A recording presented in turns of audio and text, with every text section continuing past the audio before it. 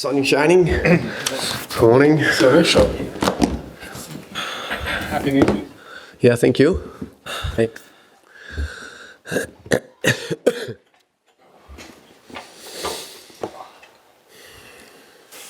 Morning, guys. We'll start with the broadcast section with no embargo, followed by an embargoed section for 10:30 p.m. tonight. No live tweeting during the broadcast section and user microphone provided. Michael. Hi, Thomas. Hi. Can I just get the team news, please, ahead of the game tomorrow? Yes.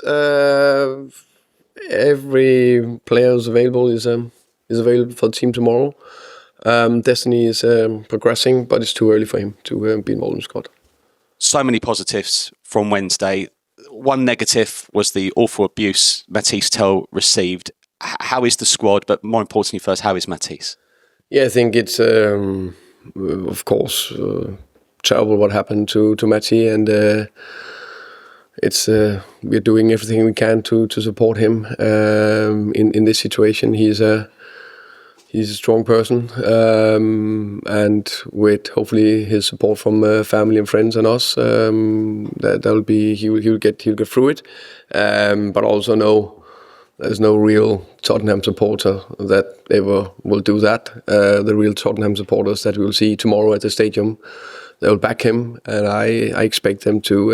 It's in tough times we step up together, and I expect the fans to give him a really big cheer tomorrow. Now, I'd never waste a question by naming names who don't play for Tottenham Hotspur, but obviously the transfer window still open. But you still do it. Yeah. Oh no names. Okay. No specific names. I think we're aware of the targets. But is that still the you think sort of 2, 3, 4 over the next few weeks from what you've seen? First and foremost, in many ways, I'm very happy with the squad. I think there's a lot of good players. I think we saw a team that was very competitive, and on any other day, we would have beaten the best team in Europe. Of course, we want as strong and competitive squad as possible. I know that Daniel, Johan, and Vina are working night and day. And they have, by the way, been working night and day the last 6, 7, 8 weeks, and they definitely would like to do deals early. Sometimes I think we need to understand it's not that easy, but they're working. What's the latest with Yves Bissouma? He posted a picture of an empty training ground in the gym on the day of the final. Is there a way back for him, or do you think best for all concerned that he finds another club? Where are we with him? Oh, Bissouma, there was a situation. I addressed this. There was a consequence. Bissouma will be in the squad tomorrow. Move forward, and we have a big game tomorrow. Thank you. Shy. Morning. I want to kick off with Kudus. We've seen the glimpses of the great player he is in white, defending as well as he is going forward. But we've also seen him play everywhere, second striker, right wing, 10, 8 in his career. With your midfield injuries, would you play him centrally as a 10 consistently, or you prefer him in the wider areas? I think depending on the game, the challenge, the game plan, and so on, he can play in all those positions you just named there. So I think preferably he's probably right wing 10, can play both positions. But I like flexible players that gives us opportunities. But those are the two main positions. Your Burnley kicks off tomorrow your Premier League campaign at home. Their defensive structure, normally 5 at the back, individually man marking, doubling up on attackers. What sort of tactical battle do you actually expect? In some ways, the challenge can be more different from the challenge we just faced 2 days ago against PSG. But I think the level of challenge is the same. It's just different from not that much expectation. Maybe slightly more expectations tomorrow for the game, but against a team and a very good manager and coaching staff that have done very well last year. We all know their defensive record. That's insane. 29 clean sheets, 16 goals conceded. I know they go a step up, but that just shows that the structure, the discipline, the mentality to ability to defend. So that's a challenge we need to embrace, and we will embrace. And we will be positive, and we will attack. But I think it's a game where I see a game picture where we will dominate, and it can take time before we score the first goal. Of course, we like to score it inside the first minute, and the roof will go off the stadium. Everyone will be happy, but you never know. You need to be ready for everything. And one thing is for sure: the team, all of us, need to perform. The fans need to perform. We can only do it together. The fans and the team, if they are together, it's like energy. Pushing the players forward, that will make it so much easier. We need help, of course. What's the most important thing you've learned about your team so far? You're still very new to the role. You're still getting to know your players every day. But what's that one integral thing where you're like, yeah? I would like to say two things. I know you only said one, so... Take two. Thank you. One thing is the mentality of the group. I think it's a very strong mentality. So we saw that against PSG. The way they dealt with that game, the way they worked, their approach to it. I think that was very good. And I think the ability to take on board messages and game plans, because they executed it perfectly. That's the two things. Yeah. Hi Thomas, how are you? I'm good, thank you. I want to know, have you got any butterflies in your stomach? Because this is the first time you're managing a Premier League team other than Brentford.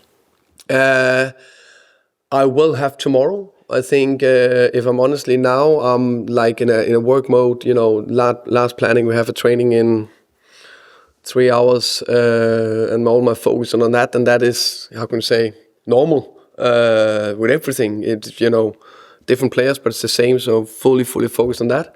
But I know when I wake up tomorrow, and I know when I step into to the pitch or into the stadium, that I will feel it, no doubt.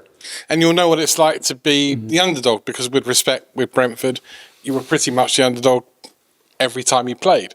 So you'll know how Burnley will feel tomorrow. How difficult is that to take on a newly promoted team on the opening day when everyone expects sun out, hot day, you to win 4 or 5-0? Yeah, I think I think every game has its own challenges, and the challenge tomorrow, of course, is that can we get enough tempo in the game? Can we play quick enough? How do we break down the low block of a 5-4-1? And that's, I think, again, that's that focus. Let's keep the tempo. Let's keep the intensity. Make sure we put pressure on them, and then in the end, that'll hopefully be enough. You know me, I rarely ask you about transfers because I know what you're going to tell me. That the person I ask is not your player, but Richarlison is a good player, and you might need a number 10 because obviously James Maddison is injured. Just tell us what kind of player you are looking for, and would someone like an Eze be that kind of player? As I said, we are looking, of course, in the market, not only for 10 positions, but just to see if we can strengthen the squad. And the players we're looking is the only players we think can improve the squad, and I think that's the right thing we want to do. If we can pick the right player and it fits, then we'll do something. Ali, welcome. Hi there, Thomas. You said out in Italy that you were going to deal with the Bissouma situation when you got back. You wanted to focus on the game. Can I just ask, did you have a long chat with him? Because obviously with Bissouma, there's been incidents over previous summers as well. And then obviously he's 29 this month. He's maybe one of those players that the younger players should be looking to. I just wondered how you dealt with that in that respect. Of course, we dealt with the situation. I think these situations you deal with internally, of course. So yeah, it's dealt with. I'm looking forward. There's a big game tomorrow, and that's where the main focus should be on. Another one of your more influential players, Richarlison. It felt like probably one of his best games for Spurs the other night. I mean, how important could he be to you this season if you can keep him fit and available to play like that? Yeah, I think Richie was really phenomenal. I think his hold-up play, his intensity, his pressing, his arriving in the box, and so it was really, really top. And his attitude, top. Yeah, I hope to see more of that. Of course, we're aware of the fitness situation. That's something we've monitored closely. That's why, for example, he didn't play the first flank there, I think, against Reading, because we didn't feel that he was ready. So we'll really do our best to help him, and he's on it. He's very focused. That's the main thing, and hopefully he can keep up the level. Just a very quick last one on one player we haven't heard too much about, Manor Solomon. Where is he kind of in his injury recovery, and also is he part of your plans for this season? Every player that is here is part of the plans.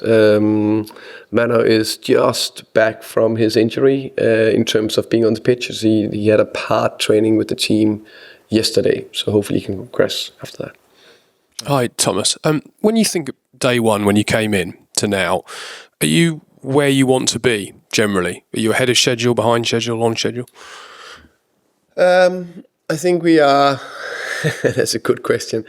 I think that will be an ongoing, how can you say, process throughout the season, throughout seasons, because you constantly want to build and add layers. That's what I'm a big believer of. We had 5 weeks or something like that. That's been really good. I think I'm very pleased with and proud of what how the team performed Wednesday against PSG. I think that part of the game we showed that we got far with the defensive side of the game, high pressure, middle pressure, low pressure, set pieces, aggressivity, intensity, mentality. And now we have another part of the game. We'll be more offensively, of course, tomorrow. We have to and we want to. That's probably completely honest. That's the area where we are probably not up fully firing yet, for various reasons. We will have a plan and be very ready for it tomorrow. But I think all that added together, that to do that consistently every game, probably that will not just be fully firing. Hopefully tomorrow will be very good, and then there can be the next 3 games, there can be a dip, and then we go again. It was obviously a big ask on Wednesday night, physically and emotionally. It was a hot night in Italy, wasn't it? I mean, do you think they're ready to go again, that same team, a few days later, or are you going to have to sort of freshen up a bit? I think, of course, physical demands, the physical demands in every area were big, as you say, also mentally in the heat and so on. The players are very, very professional. They've recovered well. We've got a good team behind them, staff behind them that will help them. Of course, it's always in this situation, how much do I fresh up? That's, of course, I'm thinking about that. But that can be from the start. That can also be during the game. I'm a big believer of, when needed, use 5 subs to bring that energy and freshness on the pitch.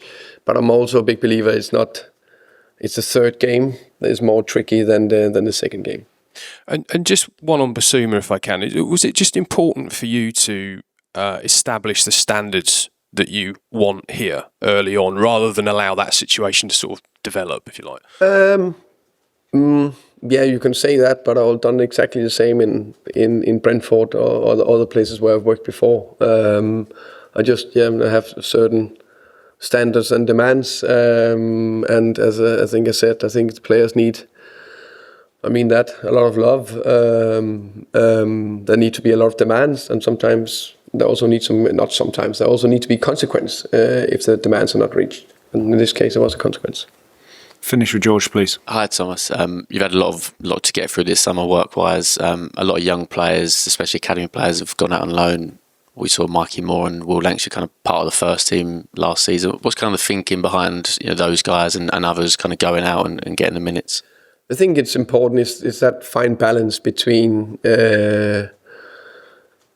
I think there's a lot of learning training with the first team boys here and a level, and I think that learning from the intensity, physicality, professional, higher level players is very good, and also part of having enough players in the squad.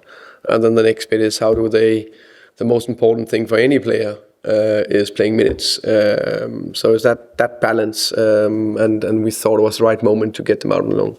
And just getting back to Wednesday, clearly needed fresher legs. Just kind of with the subs, obviously last season, Lucas Bergvall played so much, and Brennan Johnson obviously was top goal scorer. Was kind of there a reason that those guys weren't kind of the first options coming off the bench? Was it sort of Brennan and Lucas and Lucas? I think it was a slightly different shape. That that impacted it a little bit. Let's say in Brennan's case, of course he can play one of two strikers as well. I think Mathys done well. So we're going to need a lot of players in different positions with different abilities. I think that Lucas done very well, but also think I like Archie as well. I think they're slightly different types. Lucas is probably a little bit more offensive, Archie a little bit more defensive. So that's why that stage when he came on, I think Archie's profile just fit a little bit better. And just finally, you've been at Tottenham Hotspur Stadium plenty of times, but not as the Tottenham manager. How much are you looking forward tomorrow to walking out and experiencing that for the first time? Oh, that's going to be special, of course. It's a first time for everything, and that'll be the first time, so that'll be special. Okay, we'll end the